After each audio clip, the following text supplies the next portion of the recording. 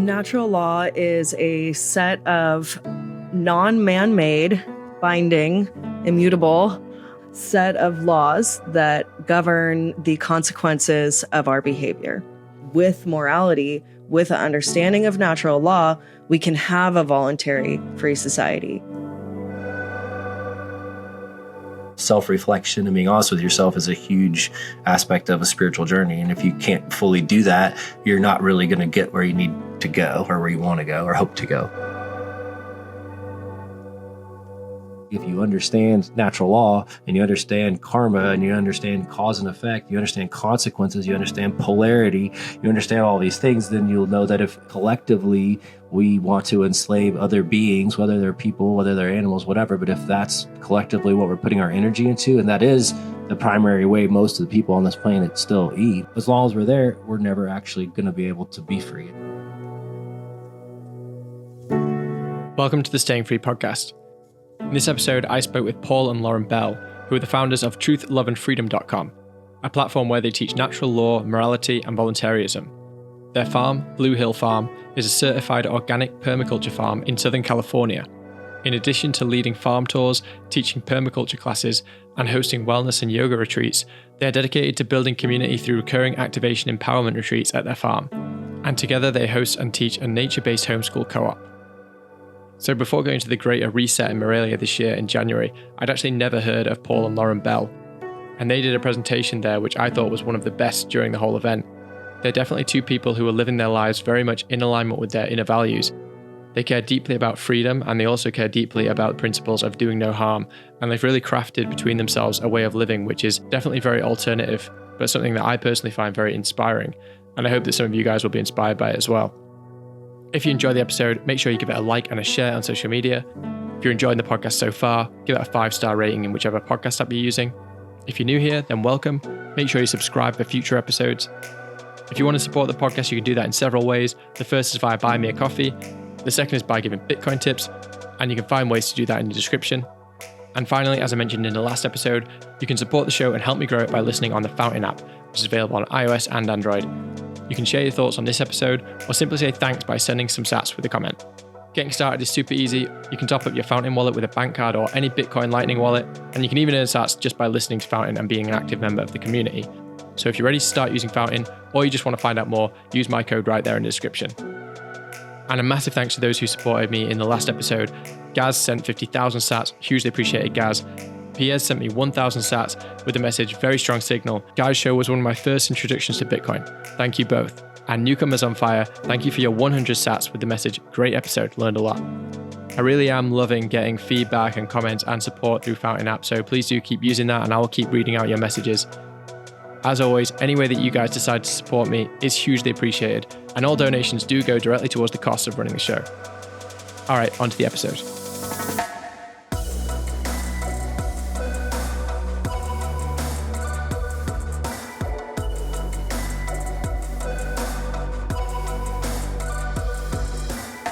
Paul and Lauren, really awesome to have you guys on the podcast today. We met originally in Morelia earlier this year at Derek Bros and John Bush's event, The Greater Reset, and you gave a really awesome speech there, which I found particularly inspiring, covering a lot of different topics, but particularly about vegan permaculture and community building and homeschooling and a few other things thrown in there as well. You guys are obviously like really living a very interesting life. So I'm excited to have another conversation with you today and to share it with my audience. So first of all, do you want to just give a little bit of a background as to yourselves?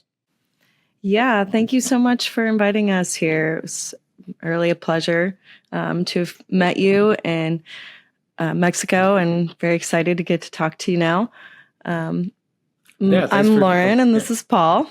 Yeah, I'm Paul. Thanks for inviting us. We're always happy to get together and talk about the topics that we feel are truly important, and they're kind of the areas where we focus most of our energy in our life. And so it's always exciting to kind of share our perspective and chat. So I can tell you just briefly, I'm a little bit older than Lauren. I had a 30 plus year career in the restaurant business. I worked my way up from being a cook to being the regional director of training and a national director of training for a pretty large restaurant company, and opened up a whole lot of restaurants and as a trainer, et cetera.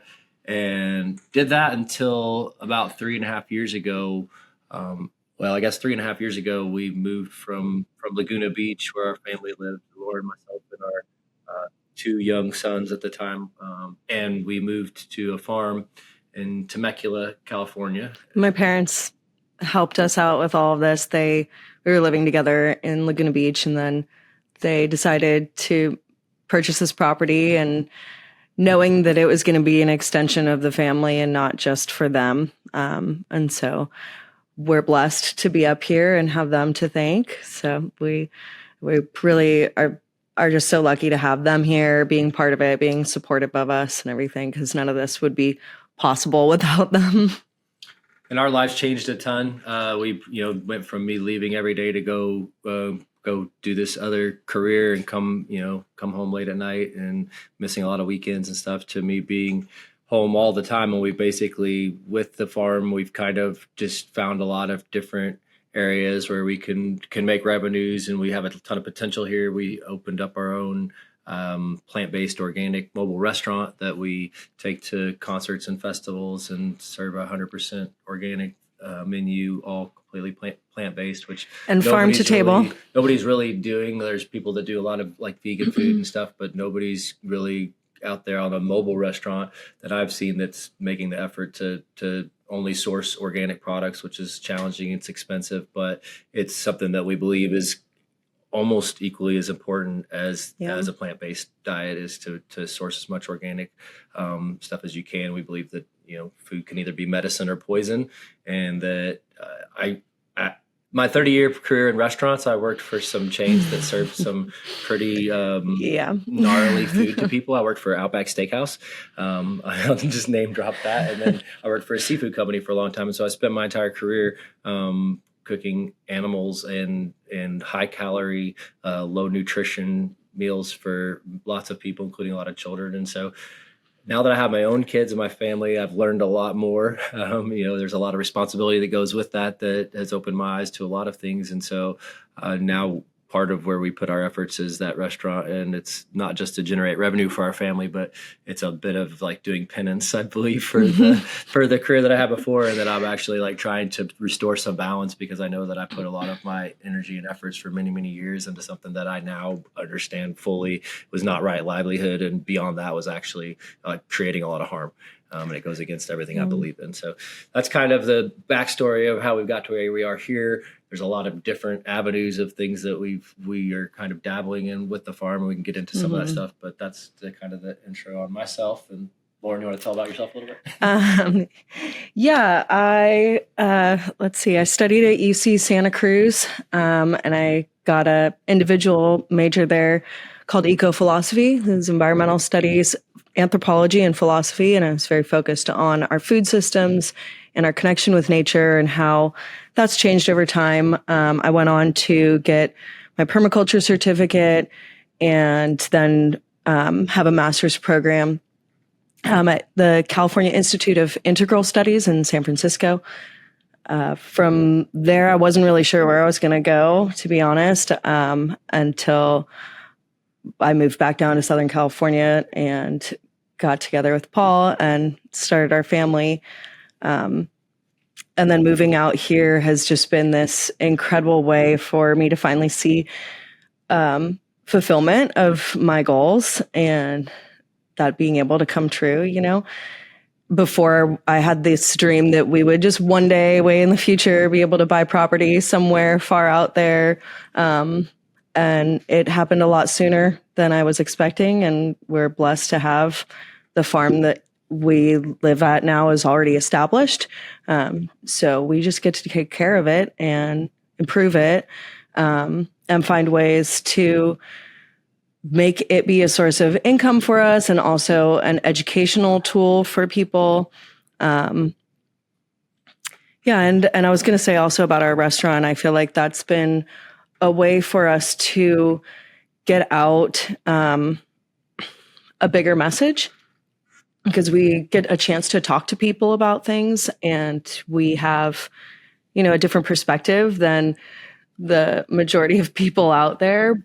But it's not that wild and crazy. Like when you start to really think about voluntarism and freedom and natural law, it all actually makes perfect sense. And so with those people that we get the opportunity with our restaurant to sit and talk to, I can also share with them something that I wrote. That's the main page of our website, truthloveandfreedom.com.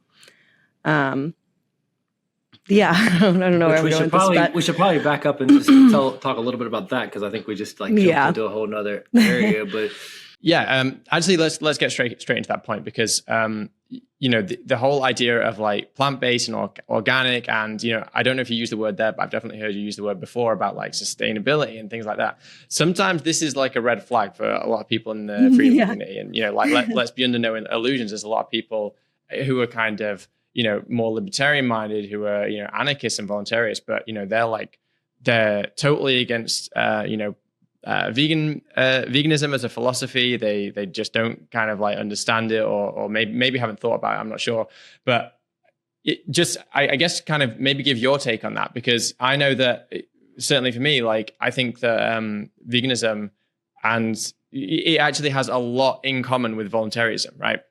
If you believe in the fundamental idea of kind of not enslaving another, and you believe in kind of inherent rights, and you believe in the non-aggression principle, for me they tie in really, really well.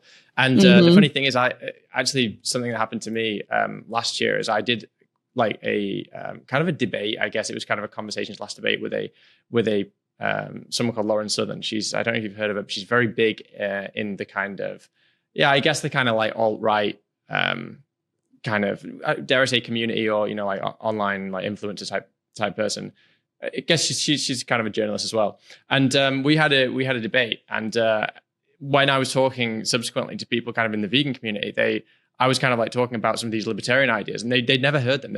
For them, it was kind of really weird to take things like the non-aggression principle and extend it to animals and say, okay, like I have this, my concept is I don't believe in like taking the rights of another, taking the property of another, taking the life of another.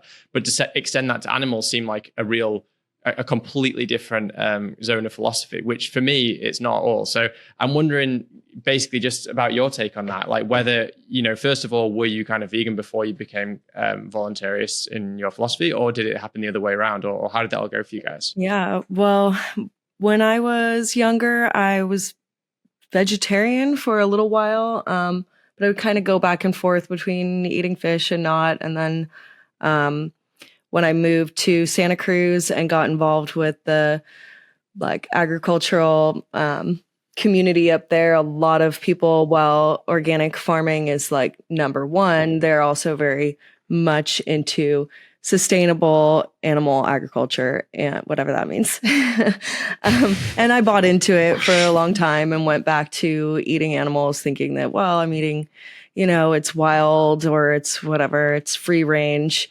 And then Paul and I met, and we were both still eating meat at that point. I would even say the first date that we went on. We went and had pizza, and we sat down to order, and she was talking about which one she wanted, and I was like, I'm really glad you're not a vegan. It's like literally like what I said.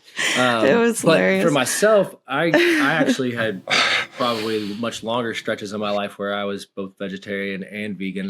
There was a moment in time when I worked for the steakhouse where I remember being so revolted by the juice from the raw chicken sitting in the bottom of a pan that was like just like rotten death smell to it, and just having this moment of like, man, this is just foul. Like I'm done eating all of it. I think I still ate eggs at the time, but I stopped eating all meat for many years. And it was actually like pretty funny to a lot of my colleagues that I was like, I became like a general manager of these restaurants, and I go to meetings and, ordering food, and they'd always have to make sure there's like a vegetarian option for me, even though I'm running a steakhouse, and we go out to eat at the Brazilian steakhouse, and I would just eat the salad bar.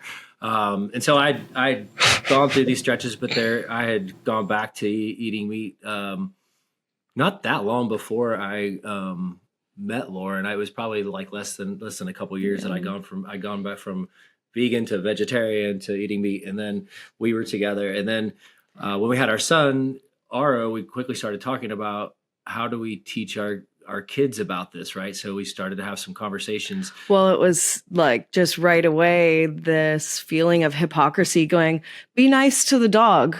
be kind to the dog. Don't pull the dog's tail. You know, we love the dog, but then like, here, we can eat this chicken if you're hungry. And like, why is there this imaginary line there that those animals are food and these animals we love?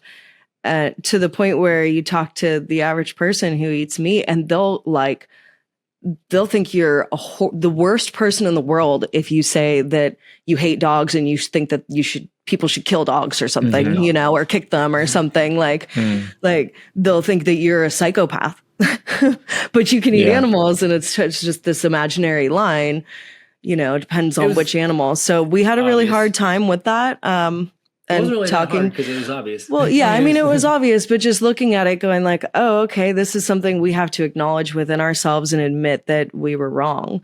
And it was interesting. Our son didn't even really want to eat any of the meat that was on his plate ever. He, I think, had like a little bit of fish once or twice, maybe. We ate eggs for a long time. We had our own chickens, and so we felt kind of okay about that. But eventually, I just started feeling really grossed out by them, and like almost like I wanted to throw up when I would try eating them. And so we just stopped and gave the chickens away to somebody who would have a lot bigger of a place to free range them.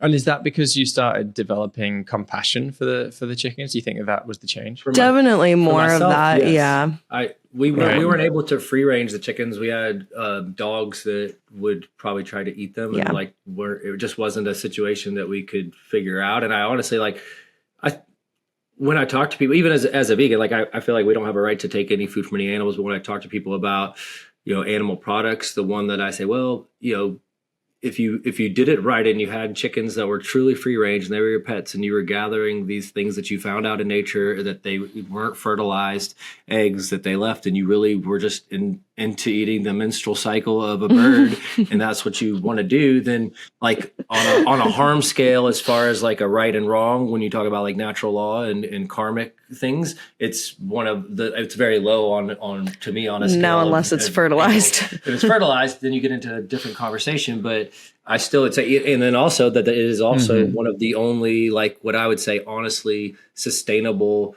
animal human relationships that would make sense on a homestead, because you're not killing because the they're chicken. free range, and so they're just out there doing their thing. You provide protection, they leave these things for you. It's a pretty harmless exchange. I'm not trying to talk people into it. I'm just saying that on the scale of things, I've always I think that's why we stuck with chickens, eating them for so long. So it just was like, we got to be done with that. It's time to move on past it. Yeah. But we actually, Lauren's background in philosophy, I think, helped us quickly find the concept of voluntarism, discover it, and we started listening to Mark Passio. Well, let's back up first. I was a libertarian for 7 or 8 years, probably, like actually like voting libertarian, feeling like a third party was a potential, like that we needed to break the 2-party system, and that a third party that would destroy all of that was actually like what was needed, and that the political idea still could work if we could destroy the party pendulum thing, and that there's still something to that. So that's where I was at with things until I guess right when like Trump got elected in 2016, I guess. Was that when it was 2016? But that like when that election happened, and that when I saw that a third party candidate couldn't actually get any kind of attraction, when we had 2 of the worst human beings in the world pitted against each other for this position, that like neither one of them made sense. And I just was like, I'm done. I literally like deleted all my social media, was like, I'm looking for something else. And then when Lauren and I met, I think it was like the second day we were hanging out, we started watching some presentations by Mark Passio. And I don't know if people are familiar with him, but he's got a website called whatonearthishappening.com. And he teaches about natural law and has a series of podcasts that like voluntarism, about, you know, de-occulting the occult, voluntarism, natural law, all kinds of spiritual things, etc. And very quickly, it just all was like with all of this stuff. So the not eating animals, like all of it, it's like this thing where it's like the veil comes off and you can't unsee it. And it's so obvious that you're immediately like, how ridiculous is this that people don't get this? Like how like insane. It's like so simple. And it's about like, you know, every time you look at the truth and see it for the truth, you break some mind control, right? And you break something that was like told you a long time ago that was a lie. And you start to undo this whole psychological process that's been attacking us all since before we were born. And so we immediately just dove headfirst into like, yeah, we're done. We're voluntarists. We're preaching this. We're teaching this. We started when we went to a ton of, we met at a concert dancing. We're both fans of the Grateful Dead. They call us Deadheads. But into just like, that genre of music. And we went to a lot of festivals early on and concerts, and we came up with a questionnaire that we brought with us that we used just to spark conversation. To something that Mark Passio had done. And if you've seen his really great documentary, The Science of Natural Law, I suggest anybody who hasn't seen it or isn't familiar with Mark, check that out. He basically does a man on the street interview kind of situation where he goes and asks people basic questions about natural law and morality and kind of government and free will, all of these things. So we made our own version of that, and we went and asked people questions. And sometimes I would do one-on-one. Other times we'd have a group of us all talking, which was kind of fun to see how people's answers would change based off of somebody else's response. Sadly, the majority of people are moral relativists. For sure. And okay, can you just explain then for people who haven't really gone into this, I guess first of all what moral relativism means, and second of all what natural law is, and how people can interpret natural law as a concept. So natural law is a set of non-man-made, binding, immutable, there's a bunch of different ways I could describe it, set of laws that govern the consequences of our behavior. That's just a pretty simple way of putting it. There's more to it. We can talk about morality specifically, and I think probably one of the most important things is to do no harm, but take no shit. And that's the balance there within natural law of the sacred masculine and the sacred feminine principle, because you can't have one without the other. You have to do no harm is the essential like groundwork. But in order to make sure no harm is done, you have to be able to step up with that masculine principle of self-defense and defending other people as well. And this is where this conversation can start leading into the idea of voluntarism, and that with morality, with an understanding of natural law, we can have a voluntary free society and deal with these issues that we have a lot easier. But people need to step out of this idea that morality is relative. And so when I say relative, I mean compared to objective. So the people in the camp of morality is relative think that it's just my truth, right? What happens is my truth, and you have your truth, and we all see things differently. And the truth is just relative. It's not really one thing or another. It can change. It's based on my opinion. It's the idea that circumstances can change whether or not something is true or not, or whether or not something is right or wrong. And so that like basically that there is no black and white for right and wrong. There's all this gray area that can always be flowing and changing. And that ultimately what it means is that there's no such thing as absolute truth.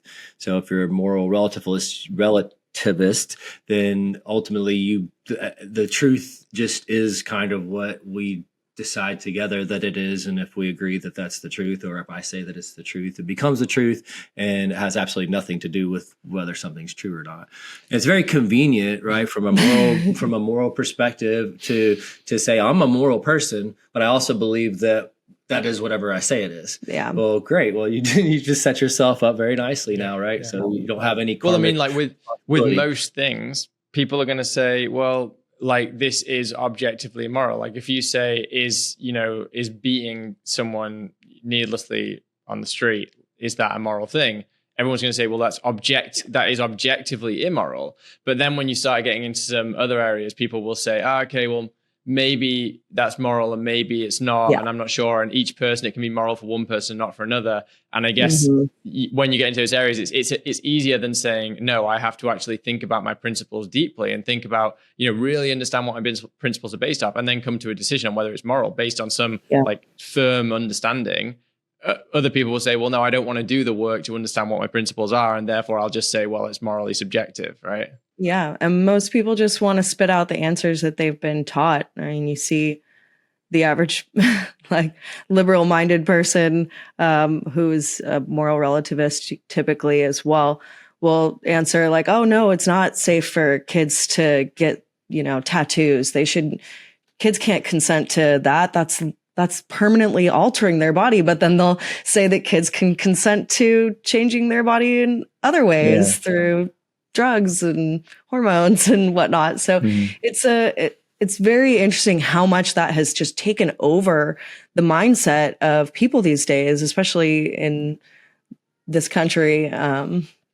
It's actually the reason why. Yeah.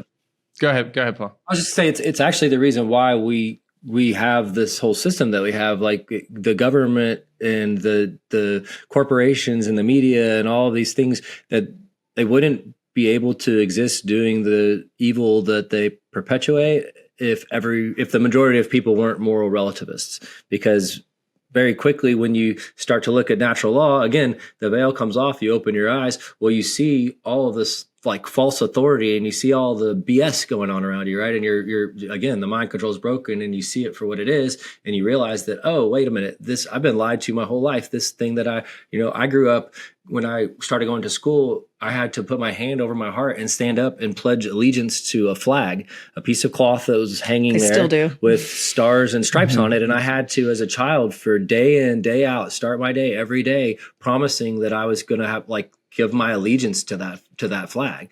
And I look at it now as an adult that knows the things that I know and understands the things I understand. And I'm like, holy shit. Like, look at this. Like, look at what children are made to do day in and day out to make them grow up to obey.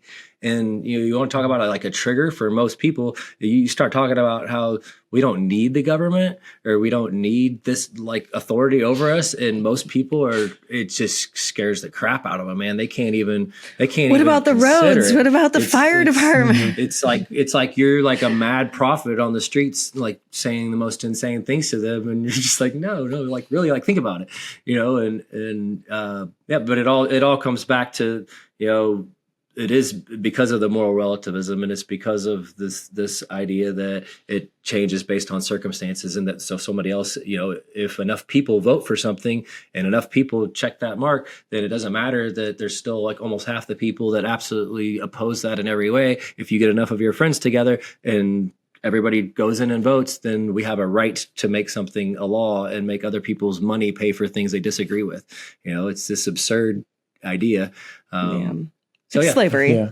It's slavery, government slavery. That's like Mark Passio says. It literally means mind control. Goober means control, and ment means mind. Gooberment, government.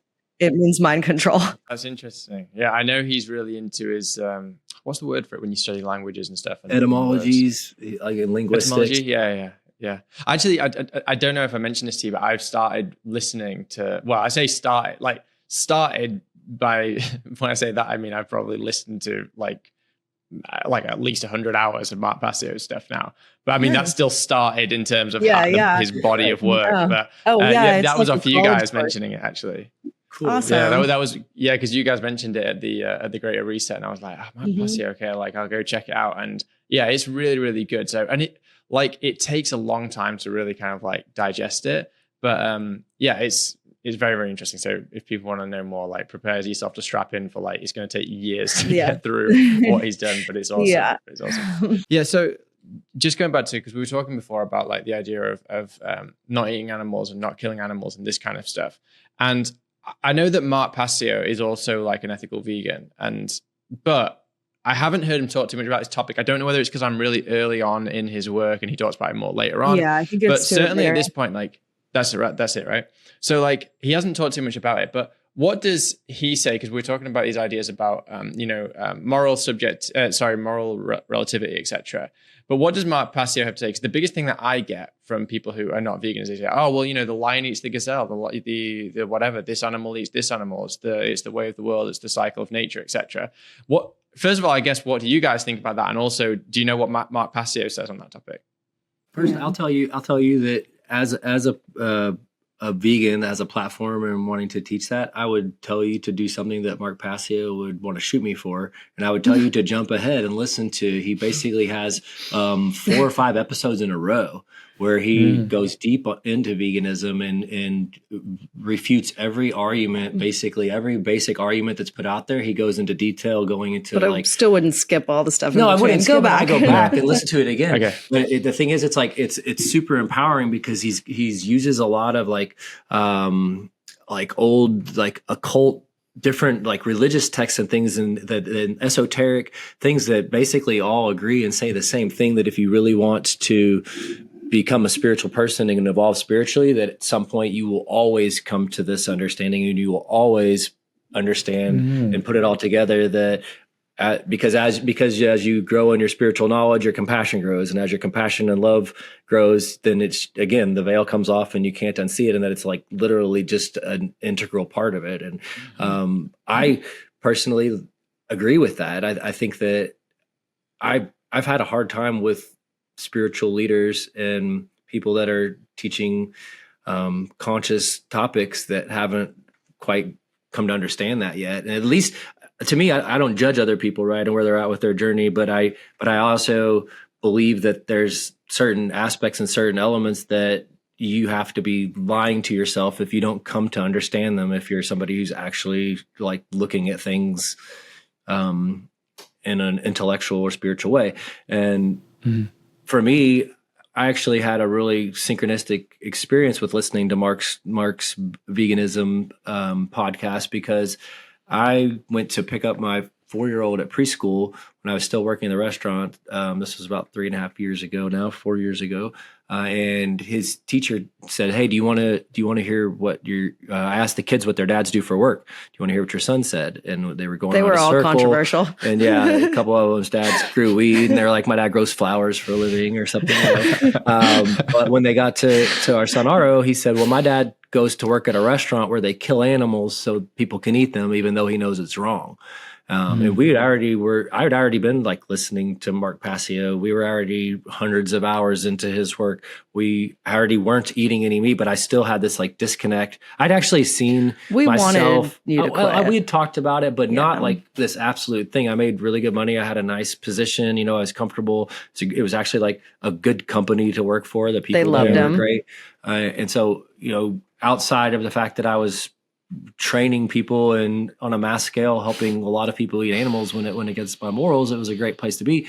And literally, as soon as that teacher said that to me, again, the veil came off. I felt sick to my stomach and was like, wow, I have to quit my job. And I happened to be, right during that time when I was driving to work to go quit my job, was when I started, like, the next episode of Mark came on, and so I'm talking about veganism. And so it was just super empowering and just like synchronistic for me to be going through that process of talking to the people at my work about leaving and why I was leaving, and being honest with them about it, and knowing I was going to change my life completely. And it was time, and it was because it was time to fully embrace like my actions matching what I believed in. And so, Mark actually, if you listen in order to his podcast, like he asks you to, you listen to him go through the process. He starts out, he's not, I don't even think, a vegetarian yet. I think he's like, I know he's getting like raw milk and eating eggs and all these things. And then he he says he was one of the biggest carnists ever, that he would go to the Brazilian steakhouse and have a contest to see if he could leave his light on green for longer than anyone else, to eat as much more meat than anybody he knew.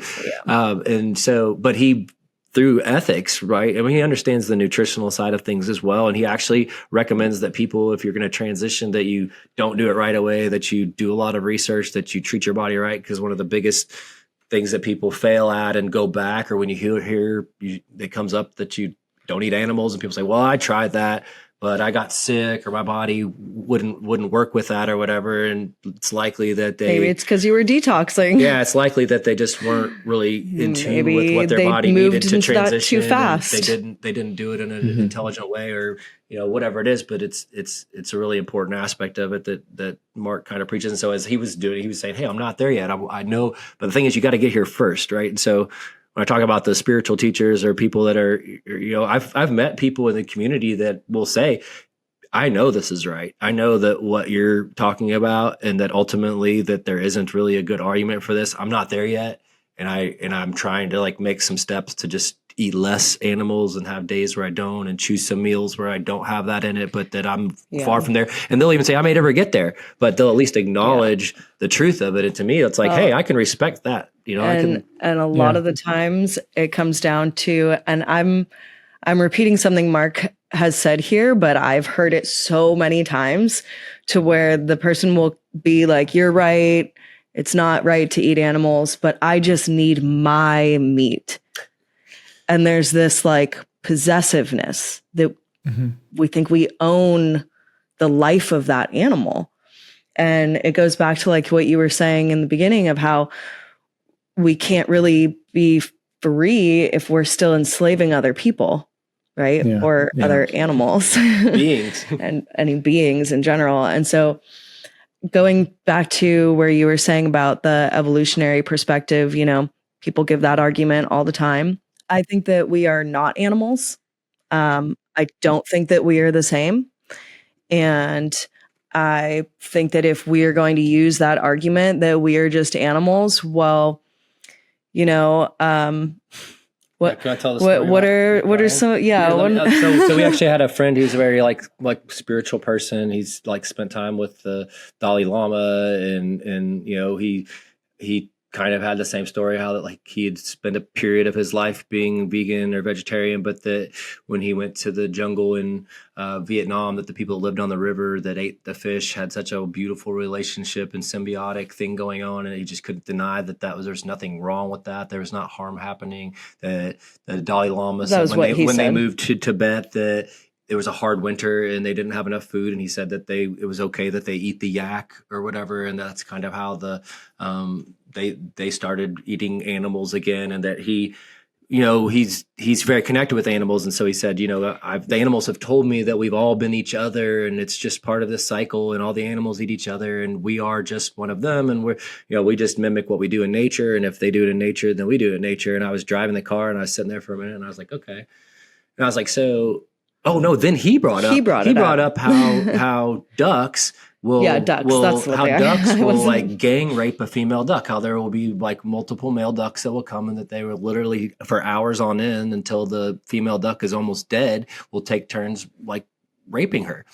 And I just had this like thing, and I was we were like, so that means so that happens in nature, right? So you're saying that's a natural thing that occurs, and that there's no right or wrong in nature is your argument, that it all just is. And so if this behavior is being modeled to us in nature, are you saying that if humans do it, that we don't have a responsibility for that action to like understand right and wrong and not do it? And he got really quiet. Mm-hmm. Well, on the other side of that as well, Paul, you've basically, you know, you could say, well, which animals do you emulate? Because you have a lot of herbivorous animals that you will not kill intentionally in their entire lives. Why look to the lion and not look to the elephant or something? You know, like it's arbitrary, like just looking at one and not another. And exactly. And just interestingly what you say there as well about you know, when people say, oh well, you know, we're just another animal, I find that, you know, very often the exact same people who will say that it's some kind of the idea that humans are just another animal and that humans aren't special or whatever. This is kind of like some kind of leftist, progressive, atheist kind of dogma, and that actually, you know, like we're completely distinct from animals, etc. They will say that in 1 minute. And then in the very next minute, they will say, well, we're just like other animals, and appeal to nature to basically justify that we kill other animals and things like this. So I find that the same people will use both arguments. They will say, on the one hand, no, we're absolutely distinct, and the idea we're not distinct, atheism and, you know, progressivism. And then they'll say, but no, we're distinct. You know, we are still just like other animals, and therefore we should look to nature and kind of assimilate nature, etc., for our own actions. So I find that there is this kind of Well, maybe it's relativism. Yeah, maybe it's relativism. But I would say that it's more just like not having a fundamental principle that you abide by. Your principle changes, and you come up with a different reason. Because it's like, you know, either we are like nature or we're not like nature. And, I find this as well in the vegan community, because I say to other vegans, because I find a lot of vegans say this, they're like, oh yeah, we're no better than other animals. And they say this to try to elevate other animals. They say this to try and elevate other animals, to say like, oh no, they're we should really respect them. And they're like, we're just like them. We're exactly like them. We suffer like them. It's like, yes, we do suffer like them. We're like them in some ways. But from my perspective, humans, I think that we agree on this. Like, humans are completely distinct from animals. That we are a completely unique creature. I think that anyone who denies that is looking through a lens of their lens is distorted. The lens of looking out of the world that is distorted. Because I look at humans, I'm like, well, we are just completely different. And it's almost like, for me to even start having that conversation, when people say, oh, well, in what ways are we different? It's like, literally every way you can almost measure, we are completely distinct from animals, So yeah, I say that we are different from animals, which triggers some vegans. They're like, oh no, you're going to mean that's going to mean that people will say you want to kill them. It's like, well, no, it doesn't mean I want to kill them. Like, I want the animal. I still want them to survive. I still want them to live. I don't want them to be in harm. I don't want them to be suffering. But we're completely distinct, and actually that means that we should elevate our morals. We shouldn't just kind of look to the animal kingdom and say we'll do what they're doing. Like, we should be better than that.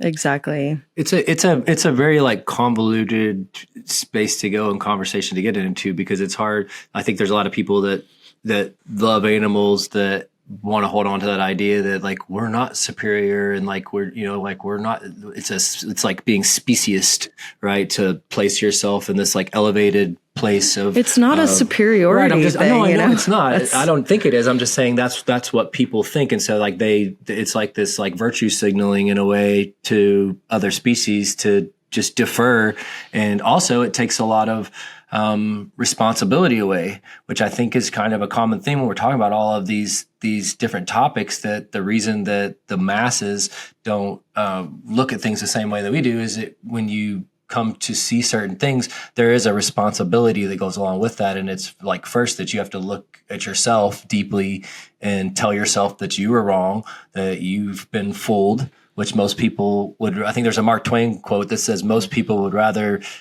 stay a fool than have to admit that they were a fool. They would rather to continue acting as a fool than to actually have to admit they were a fool and change their behavior. I know that's not the exact quote, but that's the idea behind it. Yeah. So, it's this responsibility that's like, oh, if I agree with you that we're superior in some way, like, well, now I have this like bigger responsibility to myself and to the animal kingdom and et cetera. And it means people have to do work, and people don't really want to do work. That's the. Mm-hmm. But going back to that, actually, Paul, because you mentioned about this, like your background in kind of being a chef and cooking steak every day, that is a huge leap to go from that and then having this kind of personal conviction that is going to move your life in a different direction. And obviously, you said that for a while you were living in that kind of, I guess, that gray area of not really acting upon your morals. You were like kind of decompartmentalizing yourself in a way of saying, no, I'll do this as a job, but I'll have my morals like separately. And then at a certain point you decided to align all of that. How was that process spiritually for you? Did you feel like you spiritually elevated from having that challenge and having to overcome it? I think it was a huge like dark weight, energy, whatever you want to call it, was around me for a long time, that even in spite of being around it, a part of it, I had been able to become more conscious on my journey, and I've been able to come to understand things and learn things. But it was definitely, I would say, like a block. That it was, it's just like any deception or lie in your life. Basically, if you have something that you're lying to yourself about, and you're not willing to, just like the stuff I was talking about before, to look in the mirror and just say, like, I was wrong, I have to do something different. And if you want to continue to carry that, well, it requires a lot of energy to deceive. Whether it's other people or yourself, there's like a lot of I don't know what energy it is, but you have to basically, like you're talking about, compartmentalize. You have to seal off the truth so you don't have to look at it. And when it comes up and it's trying to alert you, what you're doing is you're missing out on all these other probably cues and synchronicities and magical things that the universe is trying to gift you with, because you've got this other thing that's not aligned. And it's kind of like mm-hmm. Putting the combination into a safe or something, and when the last piece clicks in and it opens, well, like now it's like, oh, okay. And then like you just start to see the truth in so many other areas, because again, this is all about like mind control. The compartmentalization is a complete like psychological thing that we just do. It's what we do when we experience trauma. It's what we do when we don't want the trauma of people finding out the truth about us, whatever it is. And so when you unlock that and you open that and you allow the light in, well, then you can start to see all the other areas where you can also like see the truth about things and be honest with yourself. And I think, self-reflection and being honest with yourself is a huge aspect of a spiritual journey. And if you can't fully do that, you're not really going to get where you need to go or where you want to go or hope to go. Mm-hmm. Yeah, I totally feel that as well. Yeah, I mean, that's definitely something I've experienced in my own life, and I've talked about it a few times on the podcast. Like occasionally, the conversations go in this direction, and I really think like if you have this, if you are not being like honest with yourself, like synchronicities aren't going to open up to you in your life. Like I really think that the world kind of like paves a path for you of like more, not necessarily like an easy path. It's not always easy, but I guess a path of more meaning, dependent upon whether you're willing to face truths in your own lives. It's definitely something that I've had. And I think that a lot of people, definitely me included, went through this process in particular during COVID, because like there was just so much societal pressure to kind of cave into everything that was happening. There was so much societal pressure to just say, no, I'm going to go along with it. I'm going to stay locked down. I'm going to, wear the mask. I'm going to take the vaccine. I'm going to do all of this stuff that I've been told like I have to do because everyone's saying you have to do it. And everyone's saying you're a bad person if you don't do it. And for me personally, I know this is the case for a lot of people, and a lot of people who listen to this podcast will relate, because I think they kind of found this freedom community through that, is that at a certain point you just go, like, I would have to lie to myself to go along with this. And even though everyone thinks I'm a bad person, I'm a granny killer, and I'm this, that, and the other for not going along with it, like the truth means more to me than the easy ride of just going along with what society's doing. And I think that was a big moment for me. And if it wasn't for that, like, my life changed completely after that. Isn't it fun being right, Johnny? Isn't it fun being right? Yeah, well, I mean, in retrospect, yeah. But the thing is, like, it's just, the admission might never come. I still think that the admission hasn't really come from the mainstream, but it doesn't matter. We know. It doesn't matter. The real admission isn't going to come. It's interesting because I just saw something the other day that was just crazy to think about, but it was like somebody was doing a poll of like, what's the craziest thing that we just accept about being an American?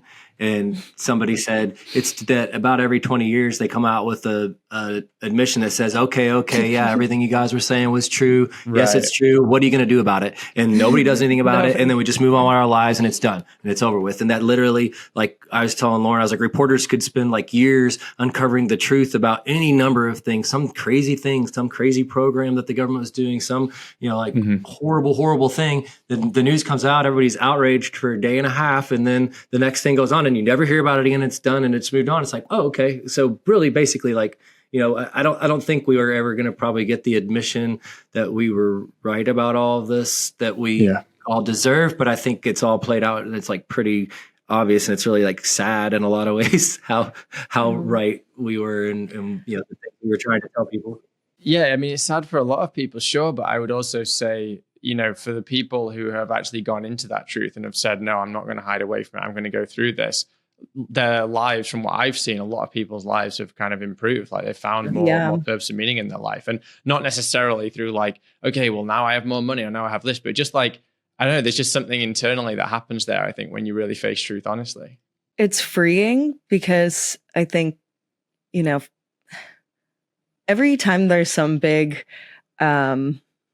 I don't know, false flag, conspiracy, crazy thing that happens, more and more people wake up, right? They see it for what it is. And I haven't lived that long, of course, but from what I've seen, this was the biggest wake up. Like more people woke up from COVID than from 9/11. And that's huge. And a lot of them, at least the people that we have met, a lot of them, it just started as a feeling. Like they were completely bought into everything up until that point. And the moment COVID came out as this thing, they were like, something just doesn't feel right, and they didn't want to trust everything that was coming out about it. And they, and then they started seeing things happening. And when the vaccine rolls out, they started seeing family members getting injured and whatnot, and realizing like, wait, I have kids in school. And like most of them, they already gave their kids all the vaccines, but something about forcing them to take this experimental vaccine for their 5-year-old triggered them so much that they woke up to it right there too. They went, wait a second. Now you've pushed a little too far. My 5-year-old just to go to school? Like, no, we're leaving school. You know? I think the silver lining effect at first is like a cheesy thing. People are like, well, like, you know, I started this side gig and like, look, it's worked out better. People are like, yeah, there's the silver lining in this COVID thing. But what it actually is, it truly is a silver lining. And it's the evidence of the natural law that we were talking about earlier at work doing exactly what it's supposed to do. And we see it time and again in the restoration of balance of good and right that happens every time there's what seems to be like a coordinated attempt to somehow destroy the human spirit, to somehow take away our collective rights and freedom. That, you know, it's not some like bloody revolution. It's just like you push too hard and now I see you for who you are. And again, it's just the removing of the veil, and it just takes a little bit and people see just a little bit. There's something else there. And then all of a sudden you have this sense, this like your spidey sense tingling of like, whoa, if they're lying to me about this, like what else are they lying to me about? And then it's like, it's all right there. And it's all been right there. It's not even hidden. It takes very little effort and research once you start to like go down that path to just start to just rip it open and be like, oh my God, like this whole thing, you know? And so it's fun to watch in a way because you just keep seeing like they keep screwing up. And like, there's something about the COVID thing that really like, it didn't make sense to me. And I don't know what happened along the way, but it seemed like they had us in the corner. And it seemed like they really had everybody where they wanted them. And they had the fear, which is the ingredient that they need to take away freedom, right? Is that like, there's a fear and I can protect you from the thing you're afraid of. And they had it all. And they had everybody ready to get their vaccine cards and do their thing and their vaccine passport. And like so many people were like, yeah, you have to do it. And then it's like, whether it was that they pushed to get that vaccine out too fast and it was like just obvious that it was a huge failure so fast as like all the data starts like coming in, you're like, they were too cocky. You know, I don't know what exactly like their big mistake was, but something shifted and you could feel it, and you could feel it starting to like fall apart and crumble, and you could start to see like this isn't going to work. Like more and more people are like, you start to go out, like less people are wearing the mask. We started going to concerts and there's like, you know, some people wearing masks, and then it's like all of a sudden it's like one day you go and you're like, hey, there's nobody in this whole room of like 100 people doing it anymore. Like, or maybe one, but it's on their neck by the end of the show, you know, like, and you're like, this is done. Like they're not going to be able to do this again. They like this play is failed. Yeah. Well, yeah, I think you're right. And actually, you know, you mentioned that this is almost like the equal and opposite reaction to this big lie is that you just wake a bunch of people up and then that spreads. And it probably overbalances as well. I mean, I actually think that now I'm seeing a lot of people just question vaccines generally, not even just this vaccine. Like a lot of people are saying, okay, God. like this has opened my mind, but now I'm going to open myself up to other things, vaccines and other aspects of like the kind of, you know, medical industrial complex as well. 7 or 8 years ago, you could not even talk about vaccines. You couldn't bring it up on social media. You couldn't bring it up in a conversation with people. You were like, if you were against vaccines, you were such this like little minority of people that were fringe and crazy, and it was just a like thing. You couldn't talk about it, and now it's like people are talking about it. Well, you know? but you're still shamed for doing it. I mean, back then, I was very aware of the dangers of vaccines. I realized that I had been injured as a baby and have epilepsy because of my childhood vaccination schedule. I'm just grateful that I was not a child today that is receiving the like 72 doses by the time I was 18. Thank God I only had like a handful of vaccines, but my awareness was there for a long time, and I'd been very vocal about it on social media, and I got like crazy people who, you know, I didn't have my social media open to just anybody, but of my like thousands of friends, I had like, for some reason, the ones that really were pro-vaccine seemed to always find my posts and just rail me. And I'm like, you're supposed to be my friend here. And you're literally telling me that if my child dies or has epilepsy because of a vaccine, that is the sacrifice that I have to take for the greater good. And I just like, at a certain point, I was like, I'm not sacrificing my child on your altar of the doctor's office. Like that's not, I don't subscribe to that old religion anymore. Like that's not how things should be. And so it was really hard for me coming into all of this, being so vocal about vaccines and having like the greatest opposition ever when COVID came about. People are just like, vaccines are the best thing in the world. They've saved everybody's lives and we need to have this new vaccine. And it's like, and I'd been studying it for so long at this point. It's like, all of this is bullshit. Like everyone goes back to polio as if it was like the thing that would, the vaccine that saved us all, but refrigeration and sanitation and better health is what stopped polio, not the vaccines. And that's been documented. So there's so much that can go into it, but I'm so glad that we can talk about this stuff because I've stopped putting my content on YouTube now. So now, like, oh, good. I just talk I know. about I was worried. Like, there's still this little light that goes off in my head when we start talking about vaccines. I'm like, oh, am I gonna get like, a strike? And then I'm like, oh wait, fuck YouTube. I'm not on there anymore. We say the same thing, but we still put our stuff on there. They haven't taken it off. We've gotten some warnings and stuff. We got our first video taken down off of YouTube recently. Oh, did you? Yeah. Eventually everyone's coming off it. Honestly, I just think that, because all they're going to do, even if you stop saying stuff, they're going to go and find past stuff. I've got friends who are content creators as well, that they've started going through their old videos and finding and flagging stuff up that was like before they even brought in these rules. Like, it's absolutely crazy. So the one that was banned for our channel was about a friend. We record all of the speakers. We have events that we have at our property where we have people come and speak and perform music and stuff. And we put all of the speakers up on our YouTube and Odyssey channels. And this one happened to be friend, his name is Brendan, and he was going over his alternative health journey. And so he was, describing different things that he has used to heal himself. That are not commonly used. And he listed a lot of different things. The whole time I'm like, which one was it that really got them so upset? But I think it was all of them combined, it was just too much. That's the biggest trigger for the censorship today is health. That's totally what I'm seeing, at least. So you start talking about health and how to be a healthy person and to avoid the pharmaceutical industry and stuff. And they're like, false information.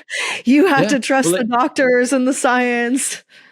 It used to be, like kind of conspiracy stuff. It used to be that, like, if you share videos about 9/11, you think that it's an inside job or whatever. And then that, those videos get taken down. But now you're right. It's the health stuff. That seems to be the big battleground now. Well, I guess as well as now we've got this kind of international stuff going on, but let's not, probably best not just to take everyone's mind away from something else and have another big crazy thing happening. Yeah, and also to just divide people again. I mean, I'm seeing just so much division, but then I am also seeing some people with some opinions that I'm just like, I'm kind of glad they're getting exposed, but there you go. I just wanted to actually pick up with you because you were mentioning about vaccines in the school vaccine schedule and stuff. I know in California it's really strict, right? Like, not just really strict. Some dogs going crazy. That's all right. Kids are just going crazy. Take it over because I got dogs going wild outside. So California it was one of the first to remove philosophical and religious exemptions. And that only lasted for a short period of time. I think it was just like the next session. Evil Senator Pan, I think he has that name for a reason. He came back and was like, oh, I'm not going to touch medical exemptions. Don't worry. Your medical exemptions are still safe. And then the next session, he came back and he removed medical exemptions. People will try to tell you that they still exist, but they really do not. No doctors will even take you, basically, if you don't have your child vaccinated even. And the ones that were writing exemptions are so scared now because they made an example of Dr. Sears, who's a doctor in Southern California, who he didn't completely subscribe to no vaccines. He's more of a like, it's your choice, consent. I'll give you the information and you consent whether or not you want to. But he was made an example of. And so no doctors are really brave enough to do it in California anymore, even though they're allowed to do like 5 a year, I believe, which is just ridiculous. Like as if only 5 kids in one little area every year have some sort of medical reason why they should be exempt. Yeah. Basically, the only reason why your child would be exempt medically in California is if they receive a vaccine and they almost die from it. And that's just then going to be exempt from that one. Yeah. Yeah. You know, but the vaccines all have the same ingredients. Yeah. They're all the exact same ingredients. I mean, I've listed them. I've gone through every single vaccine package insert and I have written down all of the ingredients and they're all neurotoxins. They're all poisons.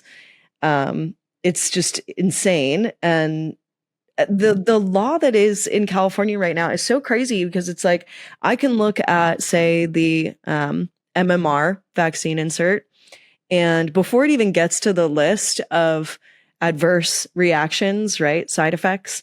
It says if you or a family member has ever had a seizure or has epilepsy, do not take this vaccine. Now I can show that to a doctor and they'll say, too bad. Your child's going to have a vaccine anyways. Wow. That's crazy to me. That's just completely insane. But the silver lining is that homeschooling has gotten extremely popular in California, and it's a direct effect of this, it's that. And then the COVID happened. And so everybody, didn't have school for a while and had to figure out stuff with their kids with school.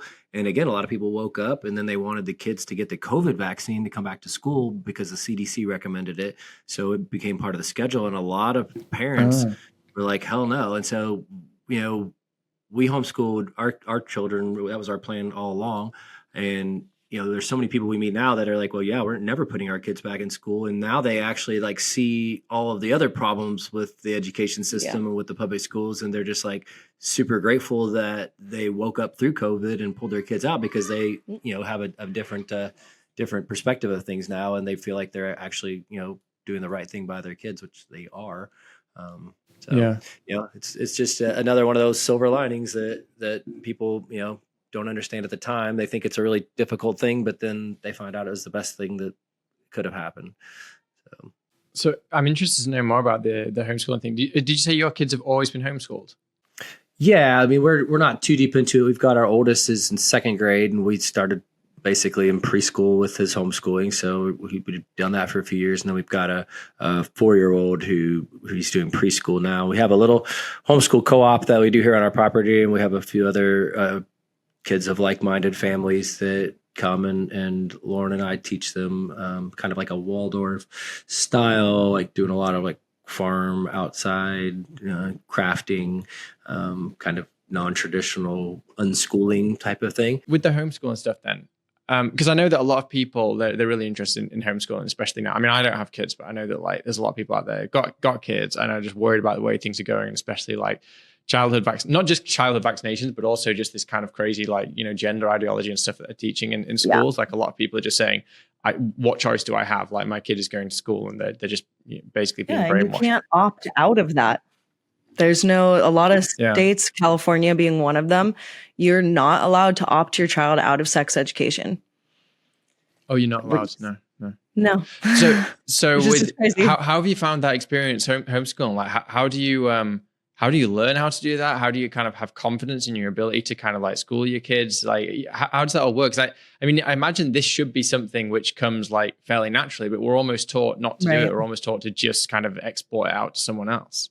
Most people are afraid to. They just don't think that they can. And I definitely was intimidated at first. How am I going to teach these subjects? Right now, it's pretty simple where our kids are young. So there's not this crazy amount of studying that I have to do to get ready to teach my kid algebra or something. But it's been a learning experience. We have to learn in order to be teachers, and it's a process. Doing it is how you learn it, just picking it up and going for it. We're blessed that we have the opportunity to do this, partially because Paul quit his job working at the restaurant. And so we had now suddenly the time, and we wanted to, use it as a way to create community and friendships for our kids and bring in other kids in the neighborhood. And that way we can have like a little group and we can be teaching, and we have been able to earn a little bit of an income from it.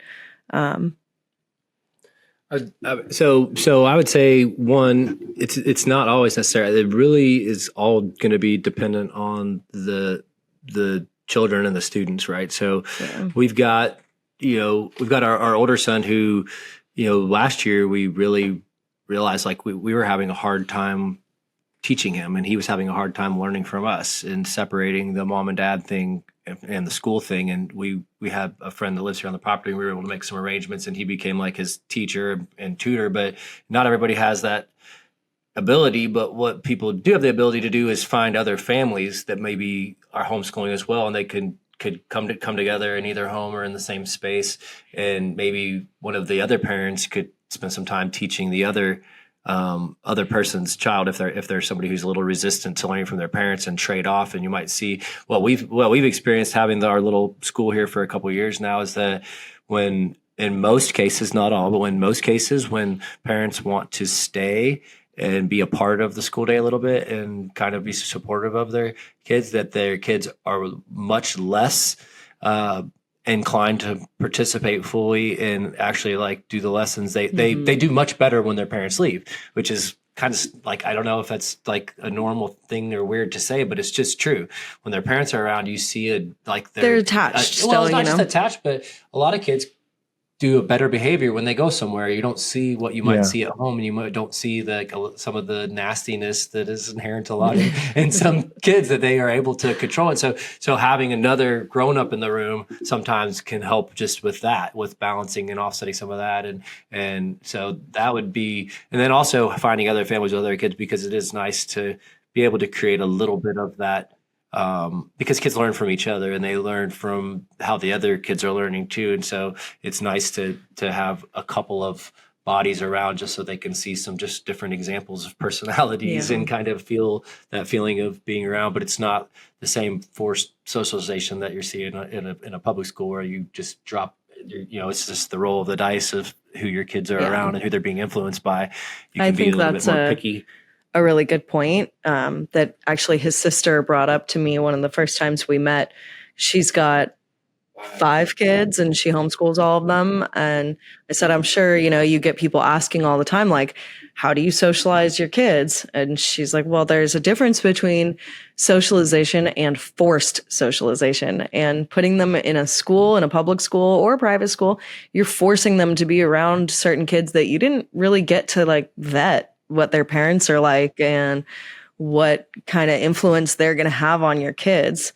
In our situation, we get to meet the parents and interview them and have a good chance to get to know them and see what kind of influence our kids are going to be getting from, and vice versa, And we also have to, because of some of our non-mainstream understandings and beliefs about things, we have to be a little bit careful about who we want to bring around. Our kids don't always have the filter that they might need to, and they may say something that's triggering to certain people.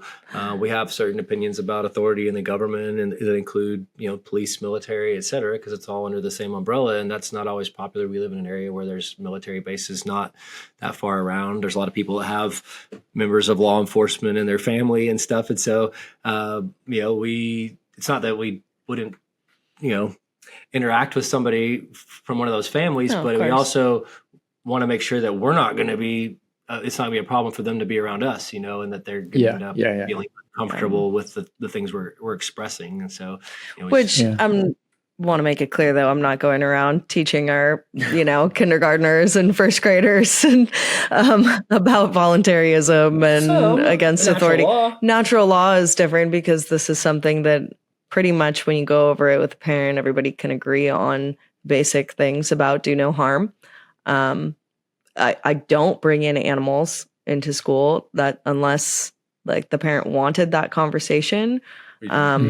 well, like as far as veganism and stuff like that, because it can come up at lunchtime, and we've just been like, well, some people choose to eat animals and some people choose not to, and leave it at that, because That's it's not my job to teach their children about those things. That's their job to do that. The other kids' children. Yeah. Right. Yeah. Okay. Although last year we had a really interesting kind of like debate that I watched happen between a couple of first graders that were here, and one of them had become vegetarian, and he's like really sweet little boy, and we were talking about responsibility, and somehow it came up like our responsibility for the earth, and so I was like, well, how do we show care for the earth? And one of the little girls said, well, we can take care of the trees. We could love the trees and take care of them. I'm like, oh, that's good. And then the little boy said, well, we can love the animals and not kill them and not eat them. And and the little girl was like, well, we can eat some of them. And I was like, whoa. It's like, we're not going to get into that right now. But it was just really interesting to watch at that level, that conversation happening where it's like, well, wait a minute, like something's, he's like, wait a minute, like that doesn't make sense. Yeah. And he was sweet. His mother actually came to us and told us that he had decided to become vegetarian on his own. And she was actually like really proud of him. She had been vegetarian in the past. And apparently it started because one day she served him some chicken nuggets, and they were shaped like kind of like chickens, I guess, maybe. And he's like, Mommy, they call them chicken nuggets because they look like little chickens. And she's like, no, honey, it's because they're made of chickens. And he just like dropped the nugget. It was like almost started crying. He said, but I don't want to eat chickens. I love chickens. And that was a big thing for him, to have that realization. And I feel like kids, I know most people wouldn't want to see it this way, but it's like when they're little, they don't know what they're consuming. It's just food being put on their plate. And as they get older, they start to realize that it's coming from this animal, but they've already been desensitized to it mostly because they've just been eating it. This is just what we do. But I almost feel like it's more appropriate to give your child the choice, like raise them vegan. And as they get older and old enough to make that decision for themselves, I wouldn't pursue that. I wouldn't like promote my child actually doing that. But, I just feel like it's a more moral. Most people see it the other way. They say, well, everyone should raise their kids with a, quote unquote, normal or whatever diet of animals and plants. And then at some point let them decide. And it's like, well, in the same way that parent decides whether they let their child watch a certain movie or whether they let a child, have a certain candy or whatever it is, like you always are guiding your child according to your own like moral framework. So I never quite understood that argument that it's like, oh, well, just, let them just kind of like convert to, whatever the rest of society is doing in general until you have a certain age, because that's not parenting. Parenting is about, not necessarily like you said, you don't have to necessarily give them all your morals. You don't have to necessarily sit down and be like, hey, by the way, kids, like the state is evil and they're a bunch of, like child rapists, like cultists. And, well, you don't necessarily have to have that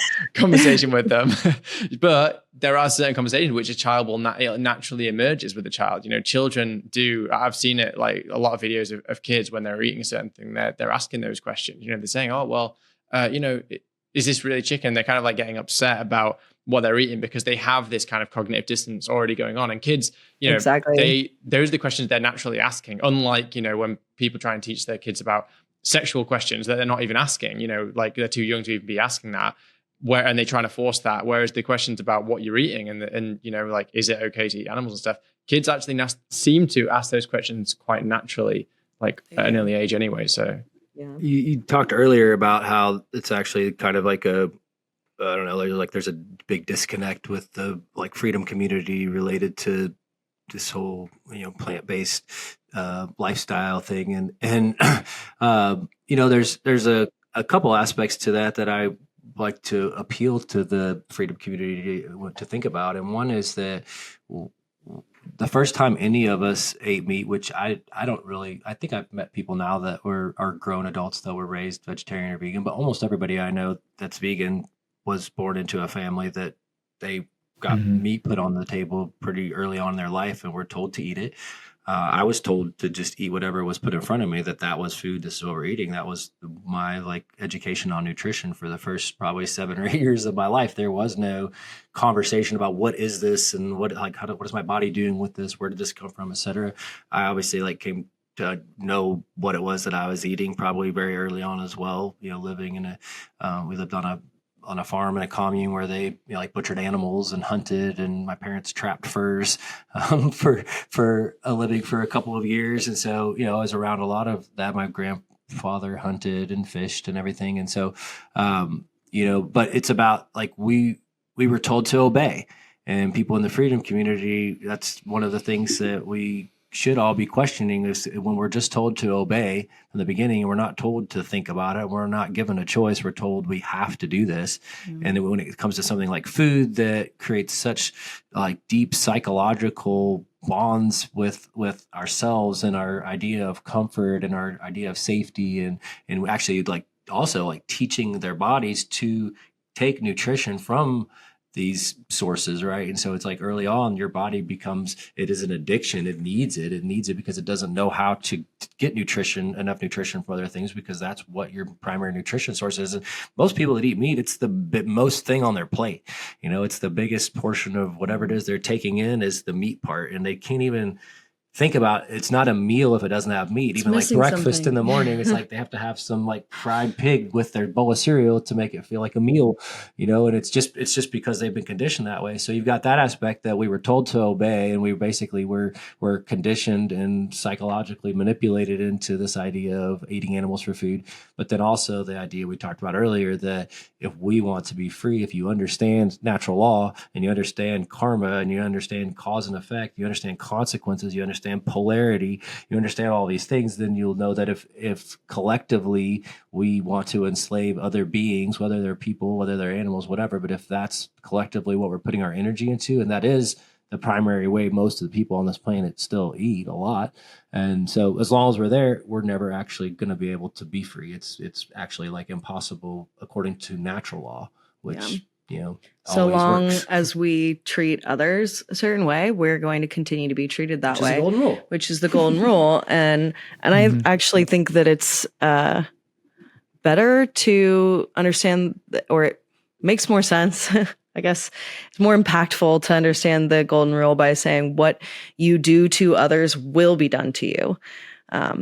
And so then we can really understand, like, okay, well, if we're enslaving other people, we're going to, or other animals, we're going to continue to be enslaved ourselves. One thing that I do think is important today, as far as like how we've noticed that, you see people who are in the vegetarian, vegan communities that don't really understand freedom and natural law and voluntarism. And then you have the people in the freedom communities who don't understand plant-based diets and anything around that morality. And it's more than just morality, it's the behavior.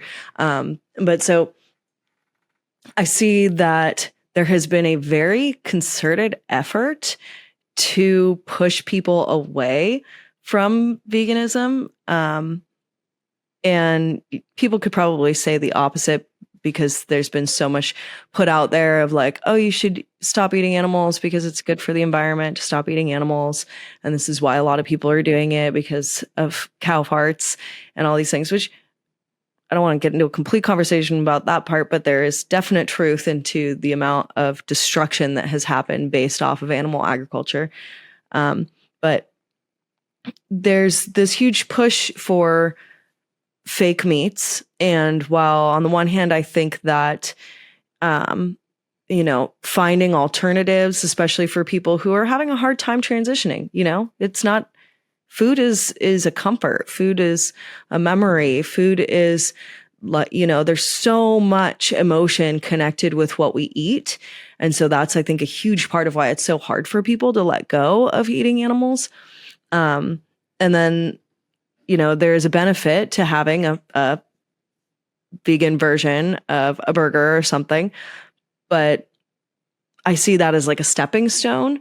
And here we see this huge movement of the Beyond Meat and the, Impossible Burgers, and then like them starting to push for like insects in your food. And then I'm going like, well, wait, this isn't vegetarian or vegan anymore. If we're putting insects in your food.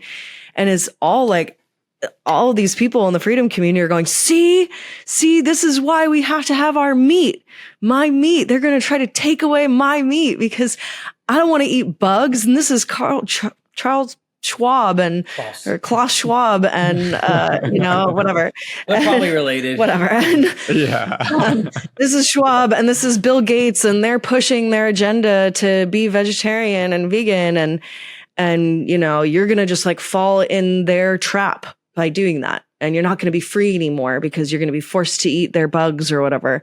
And it's just, I see that as like controlled opposition. Yeah.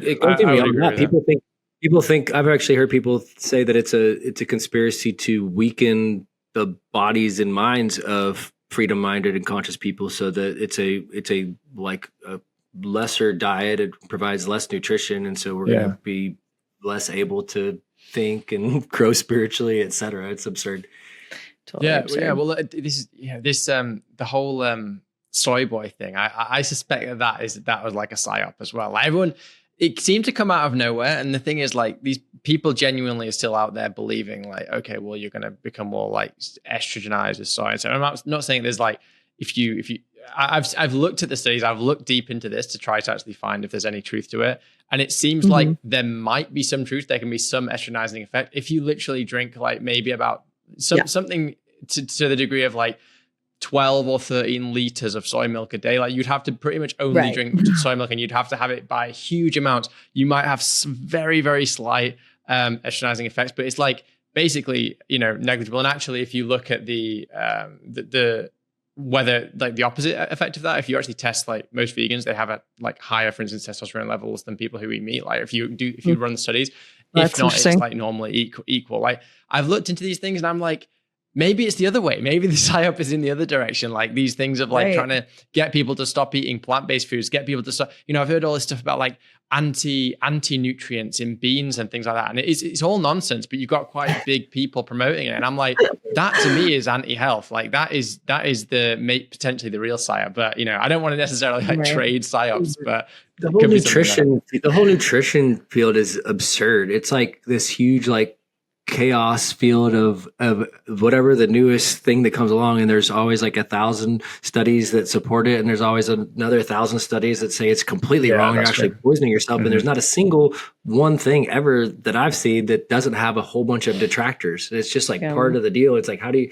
It's like you just like pick one and kind of like go with some like influencer or guru or something, and kind of just like hold on to what they're saying. But yeah, I mean, I don't know. Yeah, but then I guess then that comes down to just like your personal experience is generally the best compass, right? Because I also accept that if I was in like, I don't know, in another situation, I might look at that and believe all of those studies you're talking about. I might look at all the same studies and find, the other interpretation, or maybe I'd look at different studies and say, oh yeah, soy is really bad or whatever. Sometimes we try to confirm our own bias. So you could say, oh, well, I've tried to confirm my own bias, but I'm in great health, right? So like, I know. And I've been vegan for over 8 years. So it's like, and I'm in very, very good health. So when people say, well, you're going to be like deficient, you're going to be this and that, I'm like, well, I know I'm not. Like, I know from my personal experience, I'm in great health. Like basically, not really a lot changed for me. I wouldn't say that I became kind of stronger or weaker or anything like that. Like just pretty much everything went the same. I just changed. I didn't even feel that different, honestly. Didn't really feel that different. Like some people are like, I felt better or worse. Yeah, we need what? We need more people like you and myself. Like I feel like I'm in good physical condition as well. I've had that actually be a factor in multiple conversations with people who are maybe on the fence or like considering it, or feel like it's just like they can't get enough nutrition, and they'll literally say, but now I look at you and I see like, well, if you eat this way and your body looks like that, and I'm like, and I don't like go work out at the gym. I just work on our farm and stay busy and do yoga. But they don't see me wasting away and seeing my ribs and looking like a Holocaust survivor. So, but honestly, and I think we need more people like atrophying. that. We need more people like that out there speaking and representing that just kind of like look more physically fit, because I think that that's a super powerful thing to attach to the message. And anytime you have people that like, you should have your platform because it's an important thing for people to see. And that takes that whole like idea out of their head that they can't be this version of themselves they want to be in that diet, I guess. Yeah, I totally agree, Paul. Like it's, I always try and do that. Like I don't actually, even though like I have like a lot of vegan friends, stuff like that, and occasionally I've been on like vegan channels and pods and stuff like that. It's not the thing that I think defines me. Like I much prefer like having just more conversations about freedom and stuff like that. But actually, you're right. Like for me personally, I felt like the best results I've had have not been from going to people and like preaching at them and, screaming on the street. Oh, I'm not knocking like street activists and stuff. Like they do their thing, and it's, if it's your mission, it's your mission, and go for it. But for me personally, I've just felt like being a good activist, like not an activist, but like just being a good advocate, individually, just saying, okay, like let's keep like being in good health, like just be reasonable, have honest conversations with people, don't get triggered, all these kind of things tends to have like better results. I think that if you're a good advocate, if you're just, someone that people kind of like respect, that they will say, okay, well maybe, vegans aren't all like the, kind of crazy, triggered, skinny, whatever the thing is. Right. I would say, I don't want to talk bad about street activists either, but the truth is that they're, people are triggered by the word vegan. It's the reason they're triggered by it is because there's so many like people that are vegan that are passionate about it, right? And are really like coming from the right place and trying to make a difference and trying to wake people up, but that they do it in a way of like trying to like shock and shame.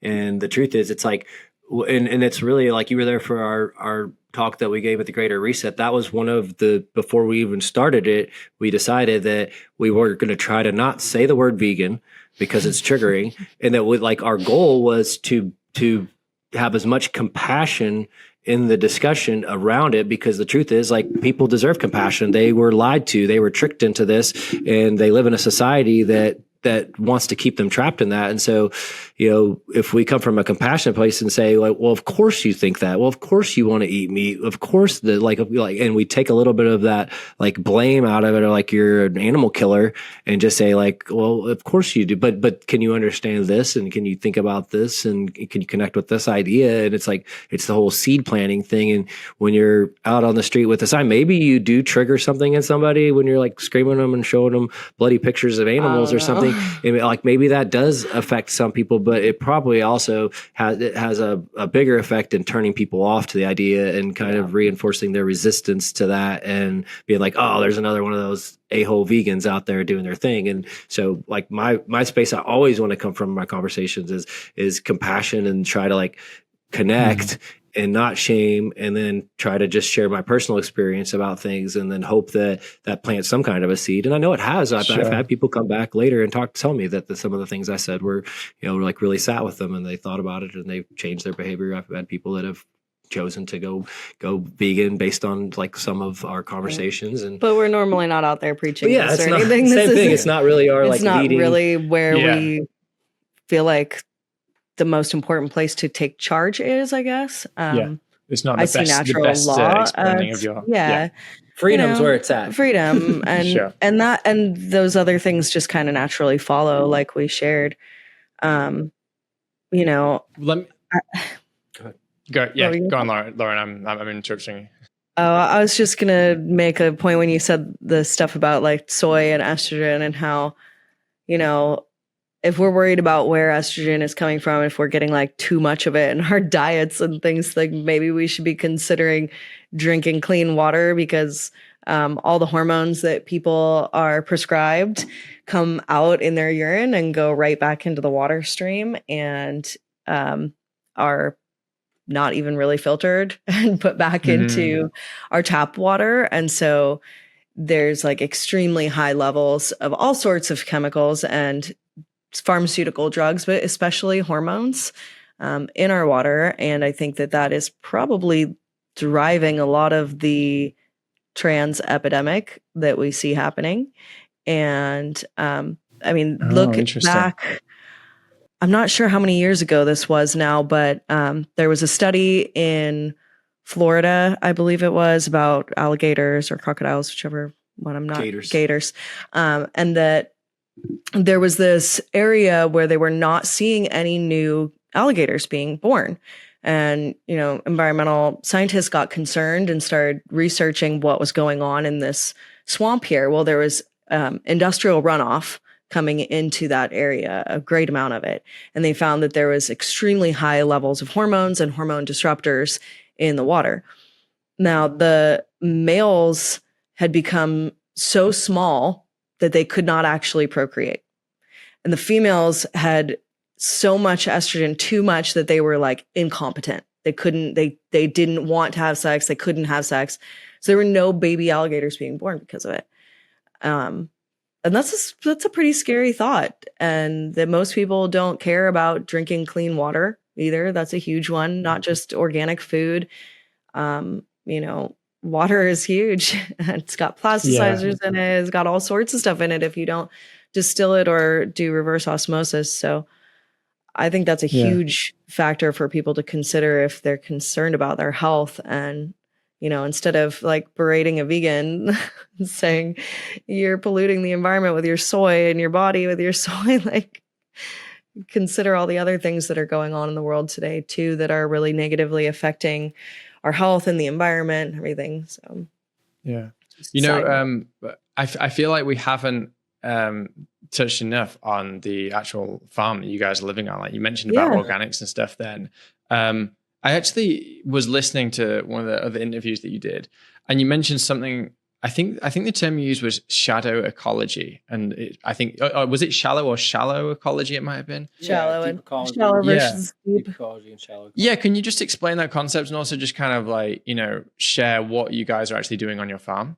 Yeah, so shallow ecology would be like the conventional farmers today who kind of understand basics, but they're not really looking any deeper. They're not looking at their connection with the land. They're just kind of looking at it like it's a lab. Like, okay, we're missing this. What do we need? Just slap that on there, cut that out.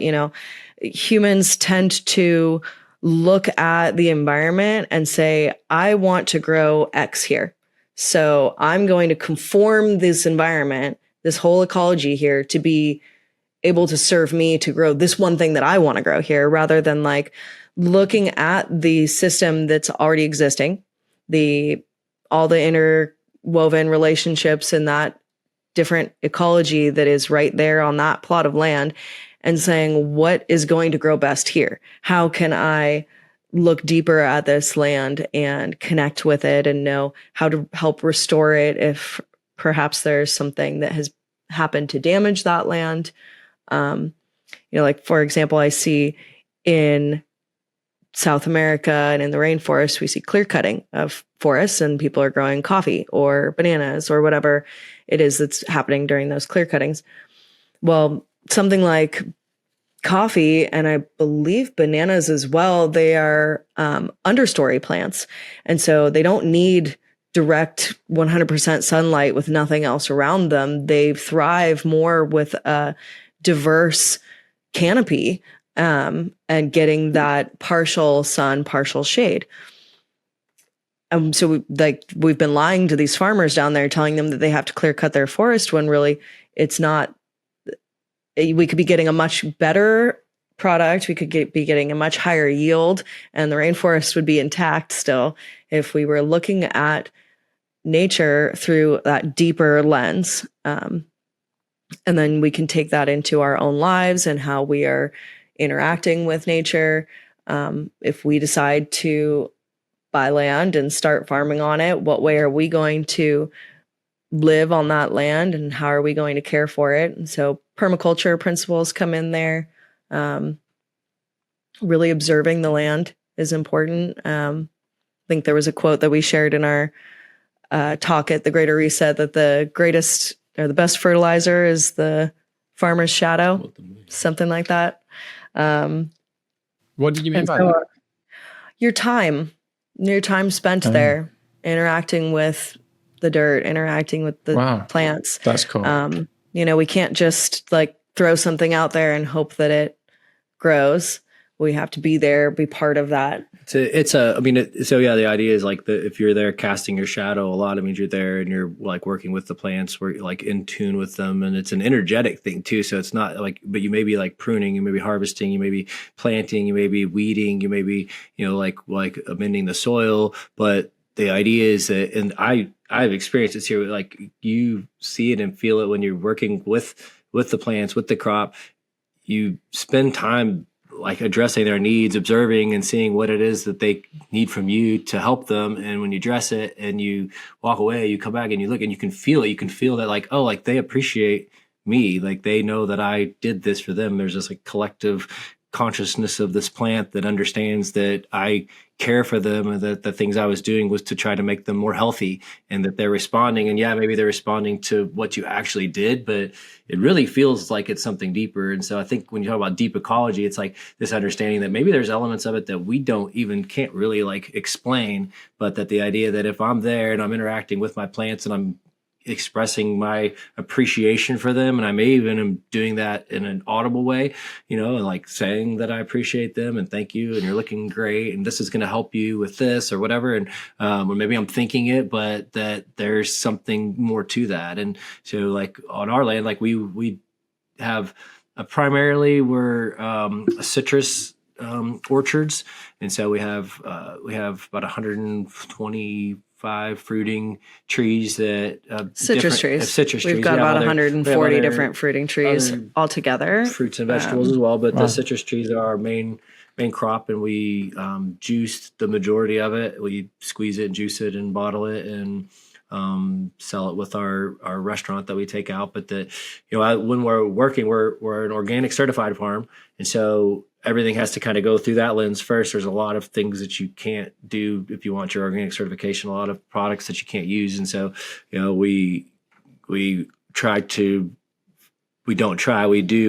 very hard to source natural organic materials that can take the place of a lot of the traditional agricultural inputs. And we also try to create an environment around the farm that attracts and brings in wildlife that's going to bring some of the biodiversity and some of the nutrients that come along with those animals being around, and try to look at things more as like our connection and how we can facilitate things as opposed to dominate the land and do what we want with it, but more say like, how can we make these things happen? So a big piece of it's like patience and research, and really like trying to figure out what works, finding people who, if you don't know about something, finding people that do, that can help you. We have some good friends that happen to be like soil experts and know a lot about some different things that have been able to help us. There's a lot of analytics that you can do with your land. You can do leaf tests and soil tests to really look at, okay, because at the end of the day, if your soil, it's just like the terrain of your body. If your soil is healthy, then your plants will be healthy. They will yield. And your plants will help keep that soil healthy, because it's a symbiotic relationship between them. And so when something gets out of balance, again, this is just like with natural law, something's out of balance, something is missing, you've got acidity in your soil, you're missing some critical minerals or nutrients, so that everything gets out of balance and it opens the door. The plants actually will send out signals to pests that alert them. It's not for the pests. They're sending out a signal, I'm missing this thing, and it opens the door and it invites in parasites and pests to attack the leaves or the fruit of a plant. And so when the soil is healthy and the plant is healthy, those things aren't possible. In fact, the pests can't live on a healthy plant. They will die if they try to eat it, because the sugars in the plant and everything else will make it not able to feed off of it. And so for us, the soil is everything. Yeah, it all starts with the health of the soil. And unfortunately, a lot of industrial agriculture doesn't really care about the soil. Amazing teacher I had, his name's Steve Gleesman. He told me that he went around interviewing farmers, and one of them told him that the only thing the soil is good for is holding the plant up. And that's just ridiculous, right? And he was specifically talking to strawberry farmers who were pumping methyl bromide into the soil, which is one of the most toxic chemicals that's used in agriculture. It's banned in every other use except for strawberries. I'd have to check my, facts on that to see if it's still in use, but it was not very long ago. It kills everything. It kills everything in the soil. So you might be left with some nutrients or something, but there's nothing alive in the soil anymore when you do that. And that's a big problem. You can pump it full of whatever nutrients, but if you don't have microbiomes there with little bacteria and other sort of microorganisms that are living in that soil, you don't really have a healthy soil. So there's a lot of levels to it. And everything that you're doing, it's all veganic farming as well. Yeah. So our primary nutrient, we use kelp concentrate as our like primary nutrient. That's got a lot of like the nitrogen and potassium and stuff that all plants need in PK. But yeah, I mean, like that's our primary one. So obviously that's derived from kelp, and then we use some like minerals or like different like micronutrients and minerals. So we when we test and we can see there's a deficiency, we might add some actual like copper or some zinc, something like that to the soil, or in a foliar spray to if a leaf sample shows that the trees might be deficient in something like that. But it's all like naturally derived and once the soil is in balance, it can kind of self-sustain as well. We are working on a farm that was pre-existing, so it's about almost 2 acres that we have that has fruit trees growing on it, including our garden space. And the previous owners, whoever had first planted this grove here and all of the groves around us, because we live in a very hilly area.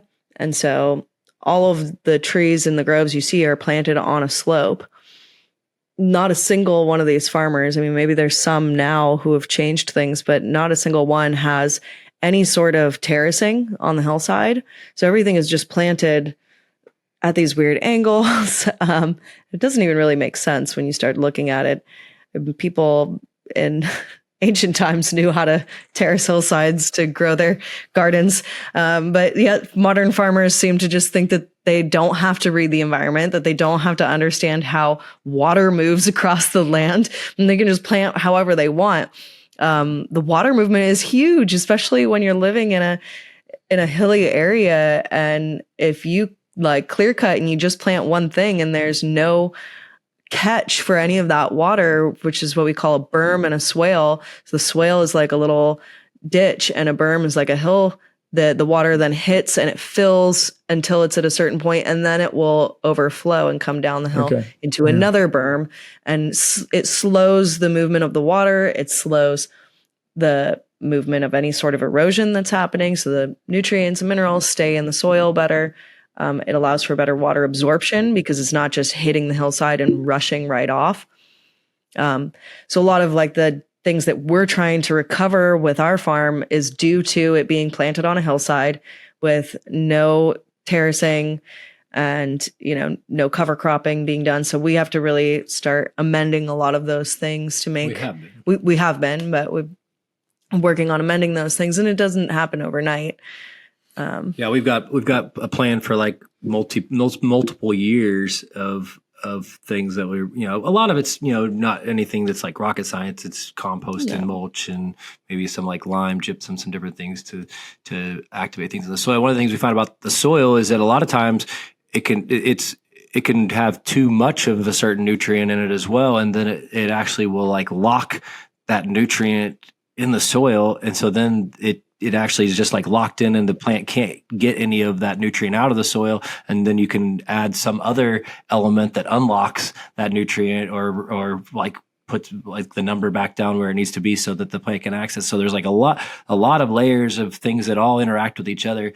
One of the things I wanted to say about veganic farming in particular, though, is that, there still is plenty of biological and animal inputs that come in. The idea is that we don't want to harm any animals and use. So we have a compost, right? And then the compost, there's all kinds of insects and snails and worms and these things that are breaking down our compost that are turning it into soil or humus for us. But it's not that there's not animals involved in these biological processes. It's just that we're not exploiting them while we're doing it. And so if we we hang bird feeders all around our garden because we want birds to come and poop and give us their nitrogen from their poop, but we're not keeping them in cages to do it. In our mind, from an ethical standpoint, and from most people that do veganic farming, that would fit into that mold perfectly. It's actually the model of what we want to do, but it doesn't eliminate animals because it's really difficult and challenging to grow plants without animals. They all kind of go together in nature, and so we want to mimic that as much as possible. Because again, we're not trying to like make a laboratory room and like cut out all these different inputs. This is a natural system, and we're outside and we also, part of our grove is irrigated through a pond that we have on the property, and it's a fairly big pond. It's definitely like over 9 foot deep, I believe, in the deepest parts. And there's a lot of different fish in there, and turtles and birds, frogs, and birds come every day. So we have a really amazing diversity that just is attracted here because of the pond. And then we take that water and we irrigate the grove with it. So it's getting some nutrients and things from all of the different things that are in that pond, including the animals that go to the bathroom there. Wow. That all just sounds so interesting. God, I'd love to visit your farm one day. We'd love to have you out here.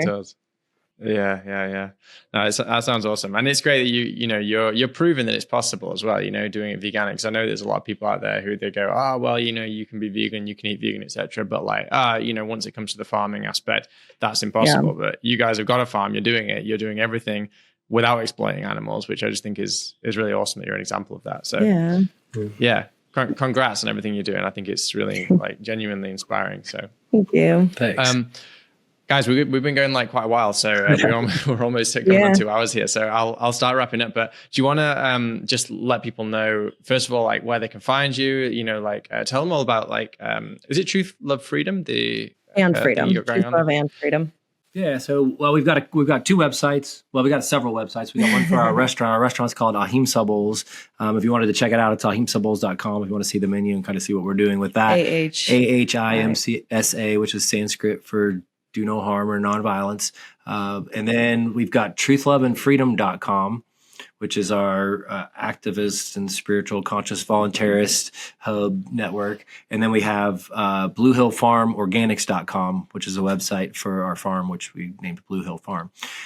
With Truth, Love, and Freedom, we'll try to keep it brief, but it started with basically coming out of that space we talked about earlier where we were going around with the interviewing questions and kind of sparking these. It was really interesting because it was kind of just like lighting a fuse and letting people kind of duke it out. And then every once in a while, just kind of bring in this little voice of reason and connect some things for people. But we instantly knew that there was something to that. We just didn't know what we were going to do and what that was going to look like. But I kept listening to Mark Passio, and it seemed like right at that time of the timeline of where we were at in his podcast, he was really going off on if you have done work in college, if you have written papers and stuff, why aren't they published? What are you doing sitting there? You armchair quarterback is what he would call people. And I just, I started getting really self-conscious, oh my God, he's talking straight to me. I have to do something. There's also a really powerful quote that he used multiple times, and I can't remember who said it, but the quote is, "To know and to not do is to not yet know." And so he talks a lot about this responsibility to truth that we have. Once you come to understand something, then you also understand that other people need to understand this, and you can't hold it to yourself. You don't have the rights to keep that to yourself. And so that was kind of also a big motivating thing that he was saying. And we decided we needed to have a website. Well, Lauren wrote. I wrote something first that's, I don't even know what to call it. A manifesto about truth and natural law and freedom. She kind of consolidated in a really nice way a lot of important points and made a very bold statement, and we printed it and started taking it and just handing it out to people and asking them to read it and come back and talk to us if they wanted to. A lot of people did. A lot of people connected with it. And so we said, you know what, let's at least get a website and just post this on it. we'll have a website and we'll have this thing, this like multi-paragraph statement. And so we literally just had a piece of paper and we started mind mapping, like throwing a bunch of different words out there, and truth and love and freedom came to the top of like circled words of like, well, these are the important things. And there was a truthlovefreedom.com, but then I put truthloveandfreedom.com into GoDaddy and it said, this is available for like $9. And I was like, oh, wow, like truthloveandfreedom.com. Cool. Like we got a website. And so we got our website, we put that logo on there. I'm trying to make this fast, but we designed our logo. It's a book because we believe that like knowledge is freedom. The word liberty comes from libre, the word for book in Latin, right? And so it's a book with a triune heart, which is basically like the Trinity with a heart in the middle of it. And it just says, it's got some Merkaba's and it says truth, love, freedom around it.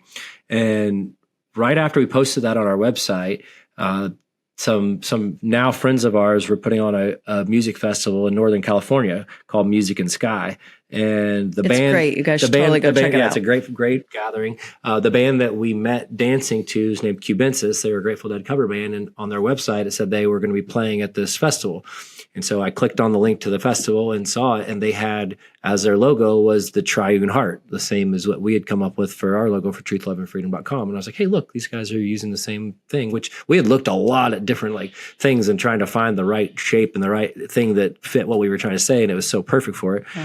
And so I was like, oh, this is cool, you know? And so I kind of set it aside. About a week later, I went back and clicked on the website for that music festival. And across the very top of it, it said truth period, love period, freedom period. And then had the triune heart underneath it. And I was like, gave us chills. I was like, whoa. I was like, look at this. I think we're supposed to go to this gathering. It's pretty obvious. And then we started looking at it, and it wasn't just a music festival. It was basically a health freedom. It had people talking Speakers. about 5G, and people. It had David Avocado Wolf and I can't remember all the names, but basically it was like all these people talking about like freedom things, et cetera. We were like, we have to go to this thing.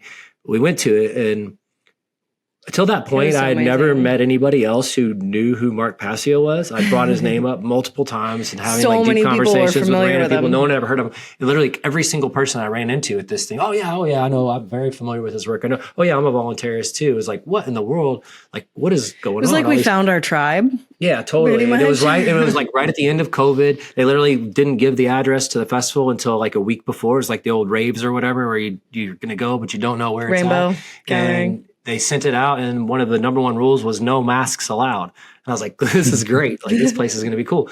Well, we ended up connecting with a lot of people there. We were literally running around with a notebook and paper, taking people's names and email addresses and phone numbers. We're like, we have to stay connected with some of these people. We got back to our farm, and we decided we wanted to have like a meetup, like a gathering with some of the people that were in Southern California that had attended. Because people were already having little meetups through the Music and Sky community, like in LA and at bars and stuff, and with our kids and everything. We don't drink. We were just like, bar doesn't sound that exciting. So we decided we wanted to have a meetup here. And it very quickly was like, why would we just have people come over and hang out? Like, why don't we make our own little mini Music and Sky and have speakers and have music and have people stay and camp overnight because we have the space for it.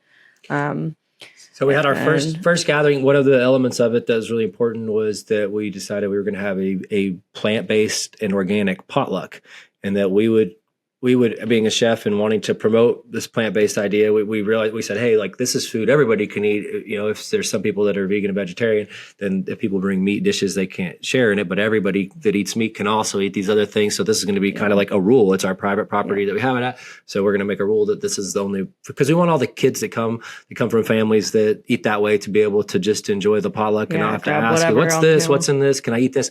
And so that was a rule and element. Well, automatically that kind of drew in a lot more people that were already kind of plant-based and eating that way, kind of saw our flyer because we put it on the flyer for the gathering that this was a part of it. And so as our core community, we already had like a lot of people that already ate that way and were freedom minded.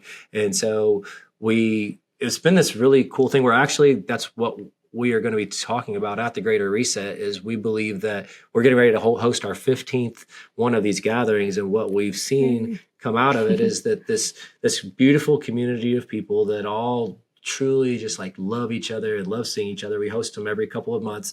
But all of our speakers and all of our musicians are people that come from our community. So we just say, hey, like, let us know if you want to speak. We have a vetting process of like, what's it going to be? We kind of put together the stream of like how the evening is going to look. We do all the speakers earlier in the day. We stop and we have dinner and social time, and then we move into the entertainment of like music and we have rappers, conscious rappers, and people playing guitar, people spinning fire, like whatever people's talents are, people teaching crochet, just whatever it ends up So coming many up. different things have come up. It's But been wonderful. what we've gotten so much out of it. We have this and we have such a diverse community. We have children. We also have 80-plus-year-old people that are regulars that come from our community that become a part of this, and They come and want to help on the farm during volunteer days too. It's been wonderful. But what we're doing is we're putting together a blueprint of how people and the things that we've learned, and with a lot of like tools and things to help. But we think that people all over, that you don't have to have a farm to be able to plan something like this. You have to have Could do it at a desire. park. You have to have a desire for community, and you have to be able to find